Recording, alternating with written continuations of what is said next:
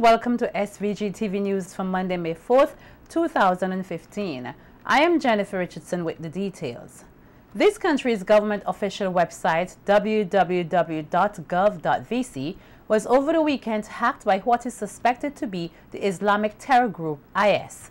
A message accompanied by a photo of a man firing a machine gun from the back of an open-back Jeep was posted on the website, with the heading, "Hacked by Moroccan World Islamic State."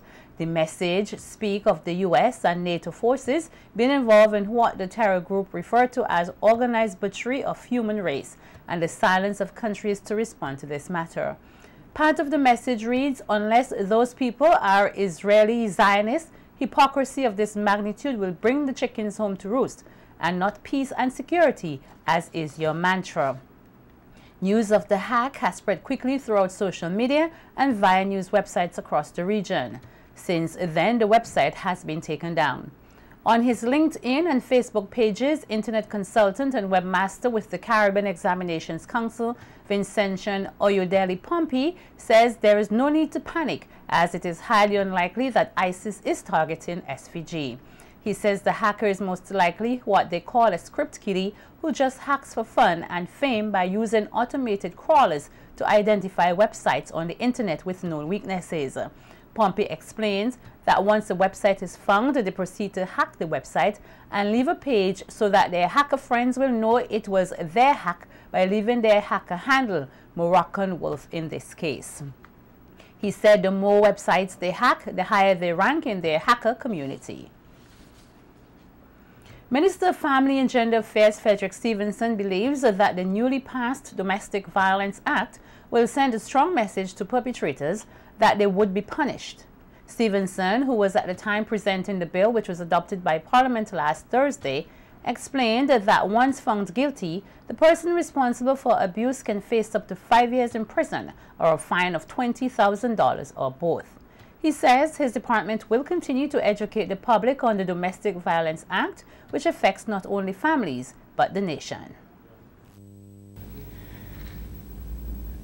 Section 37 of the Act, Mr. Speaker, says a person who contravenes any prohibition, condition, obligation, or order imposed under this Act, and for which a penalty is not stipulated, commits an offense and is liable on summary conviction to a fine not exceeding $20,000 or to a term of imprisonment not exceeding 5 years or to both such fine and imprisonment. Mr. Speaker, it is important for us to send a very strong signal to the perpetrators of domestic violence. It is hurting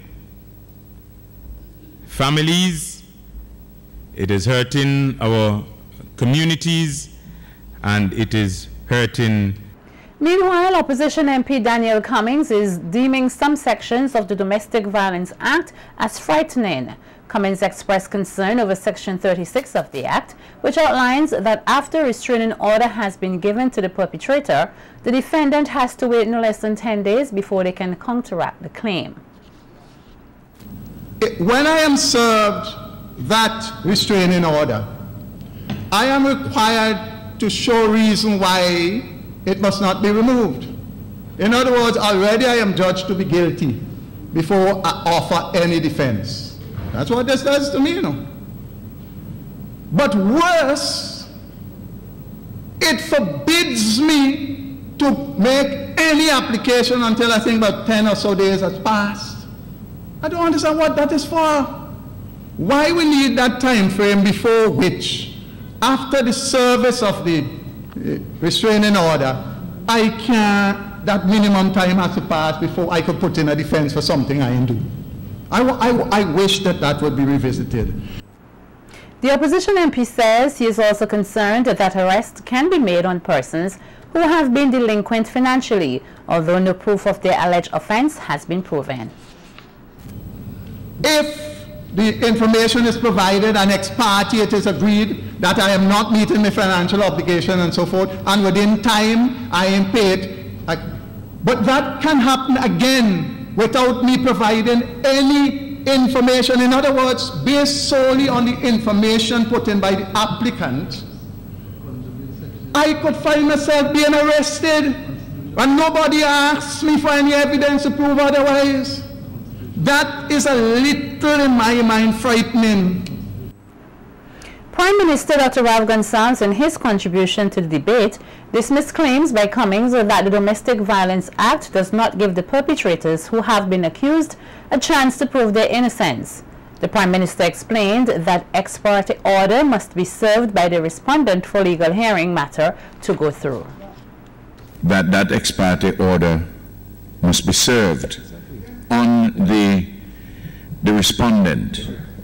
The respondent does not. And then that person can then have that order discharged by going before the family court. But there can't be anything done in relation to it unless you serve it on the person and give the person an opportunity to come before the court before anything has happened. So I think if you were to get the section, if honorable member, you will see that there is a protection. There's a protection there for the. In most cases, in this case, would be men. Adamant that the Domestic Violence Act must ensure that injustice is not done to those who have been accused falsely, Cummings called for the act to be revisited. So the person makes accusation about financial things, and based on her submission or his submission, as the case may be, they get an ex parte injunction. You haven't been able to serve the thing on me. The police has the authority to send it off to a post box or to some other thing. But I'm not around, so I can't get it. But for all intent and purpose, it is served. That's what this law says, you know. And once it has been served, and I don't act, the police have the authority to arrest me. Mr. Speaker, this bothered me so much that I went back many times and I asked, how can this be? St. Vincent and the Grenadines is among a list of countries which will be focusing on increasing capacity in the health sector to easily prevent disease outbreaks such as Ebola, measles and rubella, as well as to identify and isolate infected persons if need be. These areas are being looked at during a 5-day workshop which commenced here early today at the Beachcombers Hotel. The workshop is a collaborative effort of the Ministry of Health, Wellness and the Environment, the Pan American Health Organization, the World Health Organization, and the Center for Disease Control and Prevention, CDC. PAHO's Eastern Caribbean Advisor on Communicable Diseases and Health Analysis, Dr. Tayo Dos Santos, says that an important lesson that can be learned from time is that no one can predict when the next outbreak will take place or what the disease might be, since there are numerous diseases that are not very well known or identified. However, she says that being able to handle diseases properly so that further spread is prevented is what they hope to accomplish with the 5-day workshop. This workshop is for us to build on the capacity that exists in the region with measles in contact tracing and use that to prepare for a possible introduction of an Ebola virus disease case. Once we detect a case of Ebola, if we were to detect it, we want to isolate that case and keep track of everybody that person might have been in contact with. We call that process contact tracing. The measles programs in the region of the Americas have a lot of experience doing this. So we want to build on those successes and prepare the region for a possible introduction of an Ebola virus disease case. I think that if we have learned anything over the past few years is that whether it's Ebola or whether it's Zika virus or chikungunya virus, the region, the world is always under threat of new viruses emerging. So I think that the capacities that we're building here today, whether or not we use them with Ebola, we will use them for the next emerging threat. PAHO's advisor on immunization for the Caribbean, Dr. Karen Lewis-Bell, says the Caribbean has been successful as the first sub-region in the entire world to eradicate polio, measles, and rubella through immunization programs that focus primarily on children and special campaigns targeting adolescents. She says while this in itself can be applauded, it poses a challenge. Some of the challenges that the region may be facing with immunization is the fact that we have been so successful, we have not seen these diseases in many years. And so young parents today don't remember what measles looks like, don't remember what polio looks like. In fact, they don't even appreciate how severe these illnesses can be, because it's not just something to think about occurring in other countries. The Caribbean is highly dependent on tourism. We get millions of tourists each year from all over the world, including in regions where some of these diseases are still circulating. And so the risk of importation back into our countries is really very high. And so we really have to sustain very high coverage.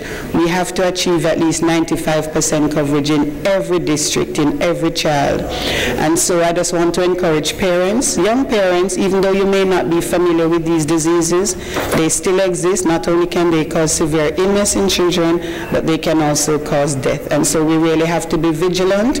We have to ensure that we provide our children with the best protection possible through vaccine. And the Chief Medical Officer in the Ministry of Health, Wellness and the Environment, Dr. Simon Kizabich, says the workshop comes at a good time for this country, since there is need for an increase in the capacity of Vincentians to be able to detect possible diseases from persons coming to these shores.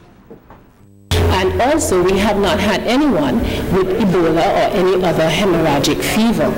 And we want to keep it that way. Because if we introduce somebody, if somebody comes into the country, with one of these diseases, it will be a major threat to the persons in St. Vincent, to our health, to our well-being, to our security. Indeed, not just for St. Vincent, but because we are part of a region where we travel easily, regularly, anybody coming into our country or any of the other countries can easily result in that disease spreading in the region, in the case of Ebola and hemorrhagic fever diseases. So basically what I'm saying is, the way you would suspect one of these diseases would be the fever, the rash, and the history of travel or contact with somebody from outside of the region. Minister of Labour Maxwell Charles is endorsing the need for safer work environments in this country. Charles, who was speaking at a rally held in Kingston in solidarity of Workers' Day on Friday, May 1st, says healthier and safer work environments lead to a more productive nation. We should be working in a safe environment, and this in turn would enhance our productivity. It is never a healthy thing when workers go to the workplace and are injured. It has so many implications. Implications for the private sector or the public sector. Implications for the NIS. So we need to be in safe working conditions. We produce more because we feel confident and there is no fear of injury, which can be an impediment. Efficiency would be improved as workers know that their safety is assured. General Secretary of the Public Service Union, the PSU, Aubrey Bergin, advised workers not to take the struggle of union workers for granted. He says the fight for better working conditions is a fight which unions have been effectively achieving. This day just didn't come about as another day. Struggle is what has brought us here today. Yes, our years gone by when we used to have much bigger rallies, big marches. But with the onset of occupational health and safety and an emphasis on health, we must be healthy as workers in order to be able to perform whatever task we have to as we strive to develop not only our various organizations, but this small country of ours in a whole. The theme of the Workers' Day March and Rally was Workers' Safety Guarantees Productivity. U.S. television and movie network NBC Universal has taken the decision to prevent Columbus Communications, which trades as Flow in the Caribbean, from broadcasting its content without its permission. In recent times, the media powerhouse has become very staunch in their dealing with operators who pirate its content. SVG-TV contacted Flow Columbus Communications SVG Limited for a comment on the matter, and a representative of the company said only one channel will be removed from the platform here, the NBA Sports channel, and that subscribers will be reimbursed in accordance with the company's policy. The Flow representative further states that the company will continue to deliver the best quality programming to customers.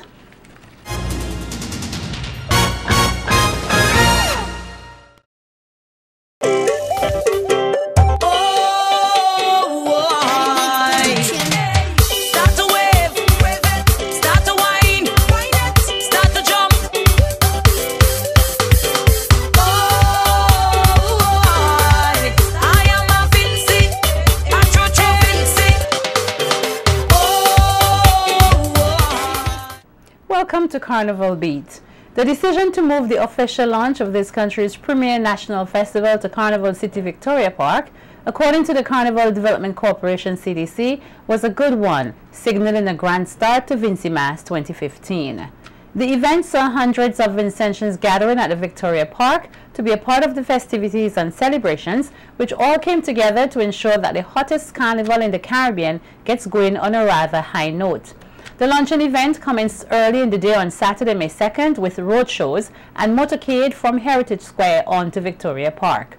On showcase inside the park were various sections and pieces from mass bands here as part of their latest productions, as well as portrayals of traditional Juve pieces and pan. Chairman of the CDC, Dennis Ambrose, in his address says, the 2015 launching is a big first for the corporation, showcasing the components of Vincy Mass all in one organized parade. Many persons are anticipating that Carnival 2015 is going to be a carnival to remember, and the CDC intends to make that a reality. Remember, we are celebrating 50 years of Queen of the Bands and 30 years of Miss Carnival, so you know we have a lot to show to this record. Already we are hearing the early releases of soca and calypso, and they are hot. And I can assure you that there is much more to come. The mass components are busy in their tents making and displaying their numerous costumes for all sections in their band. Please go to the tents, look at the costumes and section, and sign up early so you can get your costume of your choice. And this year the CDC is working together with Flow, and we will take Vincy Mass to the wider Caribbean. And Minister of Tourism, Sports and Culture, Cecil Sesmaki, told Vincentians that there are many reasons why they can brag about Vincy Mass being the hottest carnival in the region. To be proud of, we can own the product Vincy Mass. We can sell it to ourselves, we can sell it to the region, and we can sell it internationally. And the media, they have played a very important part in packaging the Vincy Mass. We have the magazine at the end of the carnival, which is a very important tool to sell carnival for the following year, as well as the posters and the view cards.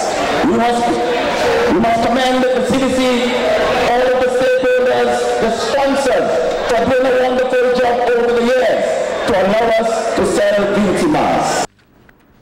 Meanwhile, 3 winners were on Saturday crowned in the New Song Competitions 2015.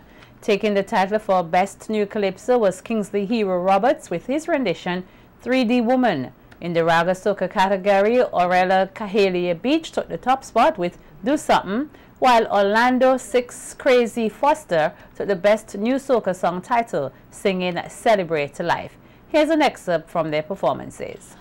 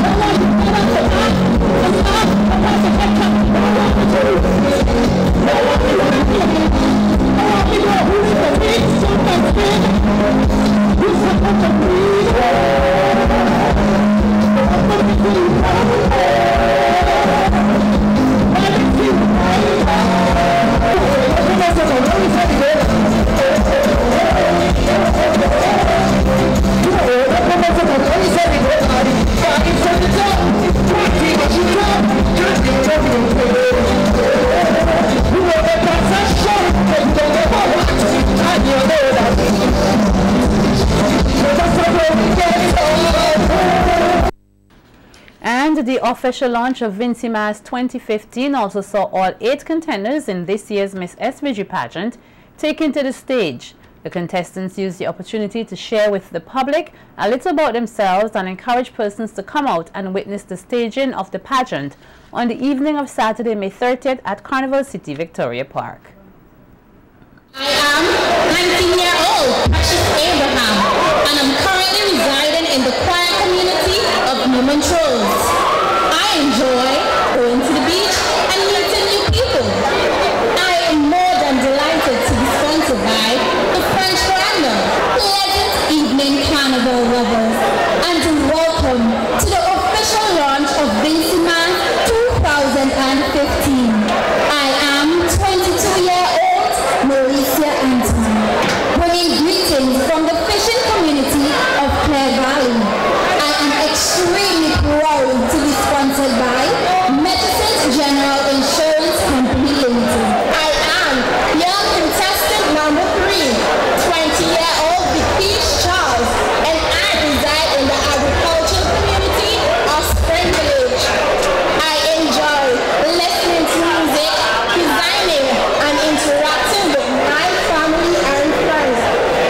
I am deeply humbled and honored to be sponsored by the most illustrious establishment here in St. Vincent and the Grenadines as Miss Lotto and contestant number 4, Chantal Girls, from the lush, vibrant community of Bromont, home to the Bromont Nature Trail and the Table Rock River.